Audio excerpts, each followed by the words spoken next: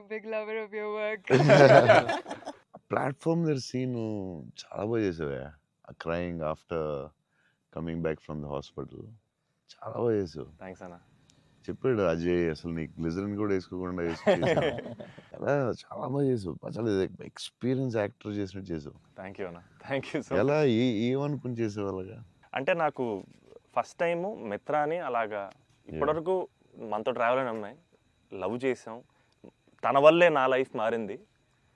Already అనవసరంగా తిట్టాను అనే ఒక చిన్న గిల్ట్ ఒకటి రన్ అవుతుంది మైండ్లో. అండ్ ఒక 4 రోజుల నుంచి కనపడలేదు. ఫోన్ రావడం హాస్పిటల్కి పరిగెట్టాను. హాస్పిటల్ బెడ్ మీద లిటరల్గా నా లైఫ్ ఆ ఐసీయూలో ఆ బెడ్ మీద పడుకున్నప్పుడు, సార్ ఇక్కడి నుంచి చిన్న పిల్లోడు ఏడ్చినట్టు ఏడవాలి సార్. అసలు అది అది యాక్చువల్గా డైరెక్టర్ చెప్పండి, చిన్న పిల్లోడు అసలు నాకు అది ఒక బార్ వద్దు సార్, మీరు అందంగా ఏడవద్దు సార్, చిన్న పిల్లోడు ఏడ్చినట్టు ఏడవాలి. ఒక షాట్ చేసామన్న ఫస్ట్, తన మిగతా అంతా ఓకే కానీ సార్ డోర్ మీరు హీరోలో ఓపెన్ చేశారు సార్, హీరోలో డోర్ ఓపెన్ చేశారు అన్నాడు. నాకు అర్థం కాలేదు. అంటే తెలియకుండా ఒక ఆర్టిస్ట్ గా ఒక అలవాటు ఉంటుంది కదన్నా. అండ్ నాకు అక్కడ మనోడు తెగ నచ్చాడు అన్న. అంటే ఆ డోర్ ఓపెన్ చేయడంలో కూడా ఒక చిన్న డీటెయిలింగ్ తను పట్టుకున్నాడు. I thought I was very proud of him that somewhere. That's what I think ఆ scene, I think because I have a great co actor, I have a great director, it became easy for me Anna. And it was it was difficult but I had a great team. Father నిన్ను hug చేసుకున్నప్పుడు నా కళ్ళ నీళ్ళు వచ్చింది. Thanks అన్న. నాకు డింగని వచ్చింది water. అదొకటి. Screen play was very good. Kerala and Chennai అక్కడేమో చాలా వేరే మోడ్ లో తీసుకెళ్తా ఉంటారు, కట్ చేస్తే ఇక్కడ చాలా వేరే మోడ్ లో. Very good screen play.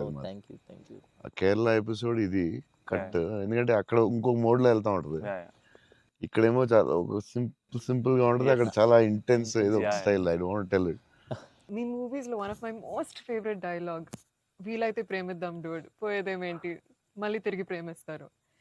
Because there's so much love in the dialogue, also couple friendly, Valentine's, love is in the air. మీకు లవ్ అంటే ఏంటి? పర్సనల్ క్వశ్చన్ కదా. సరే అయితే ఇప్పుడైతే ఇలా అడగగానే నాకు గుర్తొచ్చింది మీ movie. I think love is your movie 100%. I felt